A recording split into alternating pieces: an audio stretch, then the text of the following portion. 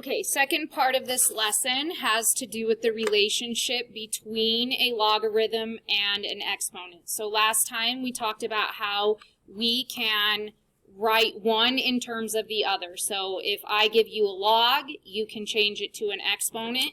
If I give you an exponent, you can change it to a log. So when I introduced you to this, I told you that these two things are related, and at this point we know that the relation is we can write one as the other. We can rewrite a log as an exponent, but today we are investigating that relationship a little bit further. So we have in math our basic operations, and each operation has an inverse. So when solving equations, and maybe even before that, we learned that the inverse, or the opposite of addition, is subtraction. So if we're solving an equation and we're trying to get rid of a plus 5, we subtract 5. The inverse of subtraction is addition. The inverse of multiplication is division, which means the inverse of division is multiplication.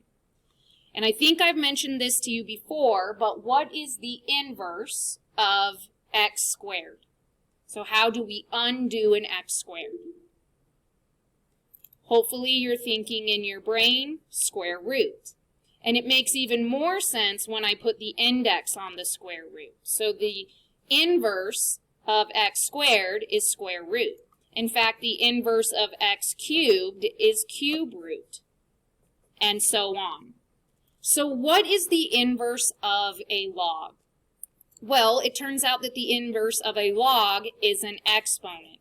And most specifically, for log, it's 10 to the x. So log of x has an inverse that is 10 to the x. So it turns out that logs and exponents are inverses of each other. So that's what we're writing here, inverse properties.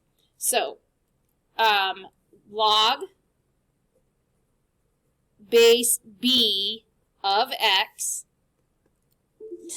log base b of x. Sorry, I'm just trying to zoom in. And b to the x are inverses.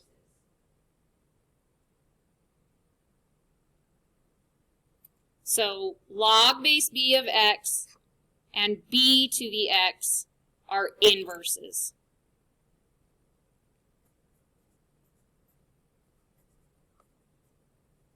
So before we get into this situation, I'm going to write a line here. And let's maybe go through some inverses together. So if I give you e to the x, its inverse is a log, because this is an exponent. This is an exponent. So that means its inverse is going to be a log with the same base, e, to the x. But we just learned that log base e is the natural log of x. So it turns out that e to the x and natural log x are inverses. So remember, you have to keep in mind, this is an exponent, this is a log, they have the same base. So it might be helpful to clearly mark up here what they have in common. B and x. B and x. We have the same base number in both of these examples. So for one, the base number is on a log. For the other, the base is the base of an exponent. Okay, let's do another one. So if I give you log base 2 of x, its inverse has to be an exponent with a base of 2. So its inverse is 2 to the x.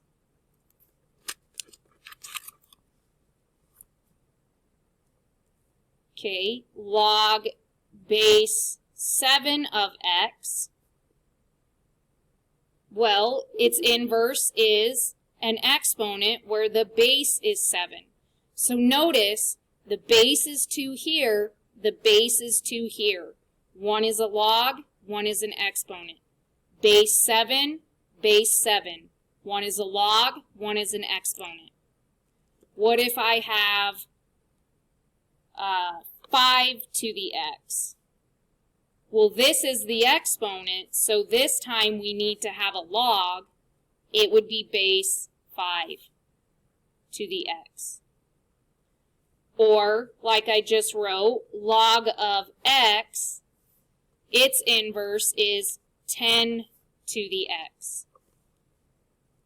So the basics of the inverse property of logs and exponents is when you write the inverse, if it's a log, the inverse will be an exponent.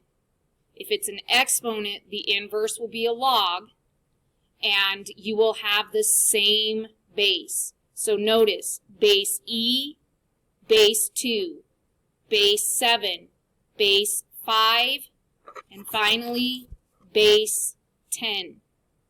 So you have 9 of these on your quiz. It's questions 22 through 30, and it's asking you to give the inverse. So as best you can, you're going to use this as your guide and give the inverse of each expression that I give you. So that's it. That's it for part 2 of this lesson, much faster than the last one. So give those 9 problems a try.